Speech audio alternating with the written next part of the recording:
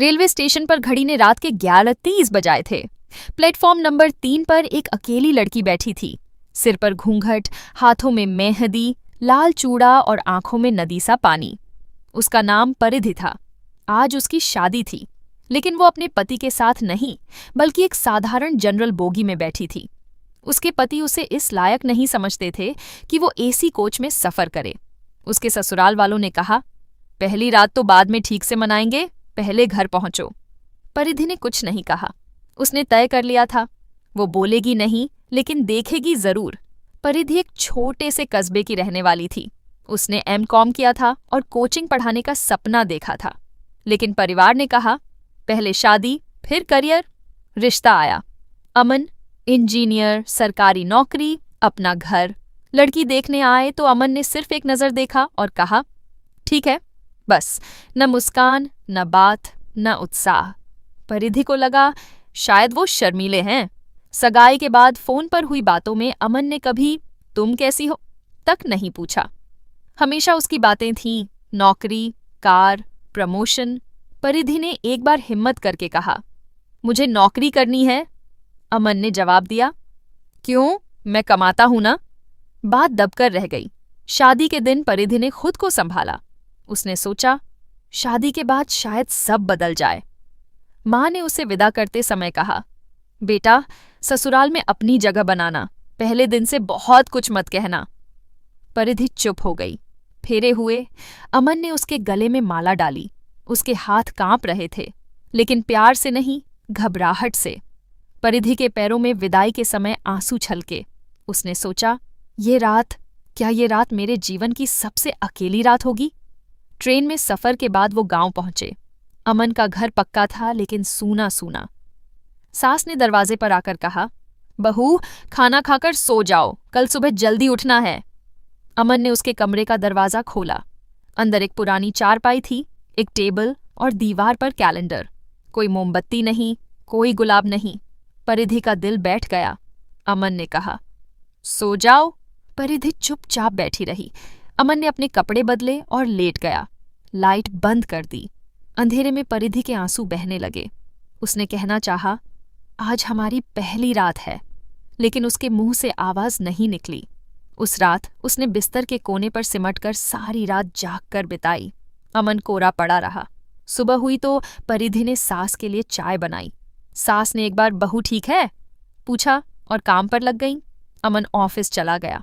परिधि ने देखा, इस घर में किसी को कोई फर्क नहीं पड़ता था। उसकी मौजूदगी बस एक व्यवस्था थी। तीसरी रात को अमन ने फिर से वही कहा, थक गया हूं, सो जाओ। इस बार परिधि ने कहा, रुको, एक बात सुनो। अमन ने आश्चर्य से देखा, तुमने मुझसे शादी क्यों की, प्यार की वजह से या समाज की? अमन चुप रहा। मैं एक इंसान हूं अमन, एक नौकरानी नहीं। मुझे भी चाहिए कि कोई मुझसे पूछे, तुम्हें क्या चाहिए? मैं यहां 24 घंटे रोटी बनाने नहीं आई। अमन ने गुस्से से कहा, इतना नाटक मत करो। जैसे सबकी शादियां होती हैं, वैसे हमारी भी होगी। लेकिन हमें वैसी नहीं होनी चाहिए। हम अच्छे हो सकते हैं, बस हम चाहें। अमन ने करवट ले ली। परिधि को समझ आ गया, उससे बातचीत बेकार थी। अगली सुबह परिधि उठी और सीधे स्टेशन चली गई। बिना किसी को बताए उसने ट्रेन पकड़ी और अपने मायके आ गई। घर का दरवाजा खटखटाया। मां ने दरवाजा खोला तो हैरान रह गई। बेटा, तू? परिधि ने कहा। मां, मुझसे नहीं होगा। वो घर मेरे लिए जेल है। पिता गुस्सा हो गए। लोग क्या कहेंगे? लोग कहेंगे कि परिधि ने अपनी इज्जत खुद बचाई। जो रातों रात किसी को अपना नहीं बना सकता, उसके साथ मैं सारी जिंदगी नहीं काट सकती। 1 सप्ताह बाद अमन आया। उसने कहा, वापस चलो। परिधि ने कहा, पहले बताओ, क्या बदलाव लाओगे? तुम्हें क्या चाहिए? एक पति जो मुझसे बात करे, जो मुझे इंसान समझे, जो सोने से पहले पूछे, तेरा दिन कैसा था? अमन पहले हंसा, फिर चुप हो गया। उसने कहा, ये सब मैंने कभी सीखा नहीं। तो सीखो, या फिर मुझसे माफ कर दो। मैं तुम्हारे साथ रहना नहीं चाहती। परिधि वापस नहीं गई। उसने कोचिंग क्लास ज्वाइन कर ली। वो बच्चों को पढ़ाने लगी। उसने खुद के लिए एक छोटा सा कमरा किराए पर लिया। शुरू में लोग ताने मारते थे, लेकिन धीरे धीरे उनकी बातें बंद हो गईं। परिधि को अपनी नई जिंदगी शांत लग रही थी। अकेली लेकिन आजाद। एक दिन उसकी क्लास में एक नया शिक्षक आया, वरुण। वरुण शांत, समझदार और चुप रहने वाला आदमी था। उसने परिधि को कभी तुम्हारा पति नहीं कहकर पूछा, तुम क्या खाना पसंद करती हो और तुम्हारा दिन कैसा था। धीरे धीरे बातें बढ़ीं। एक दिन वरुण ने कहा, परिधि, मैं तुमसे बात करना चाहता हूं।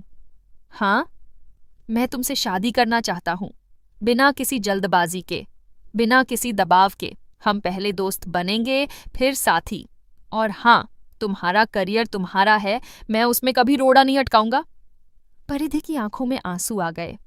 पहली बार किसी ने उससे तुम क्या चाहती हो पूछा था, बिना कोई शर्त लगाए। परिधि और वरुण की शादी एक छोटे मंदिर में हुई। न कोई बारात थी, न डीजे, बस दो परिवार, एक पुजारी और ढेर सारी शुभकामनाएं। उनकी सुहागरात की रात वरुण ने परिधि के हाथ में अपना हाथ रखा और कहा, सो जाओ आराम से, बातें सुबह भी हो सकती हैं। परिधि ने कहा, तुम अमन की तरह नहीं हो। वरुण हंसा, नहीं, मैं तुम्हारा दोस्त हूं और दोस्ती में रात दिन का फर्क नहीं होता। परिधि उस रात सबसे पहले सुकून से सोई। उसके पास एक साथी था, एक जमाना नहीं। शीर्षक याद रखना, वो दुल्हन जिसकी सुहागरात में कोई नहीं आया। असली सुहागरात तो आई जब वो वापस अपने घर आई,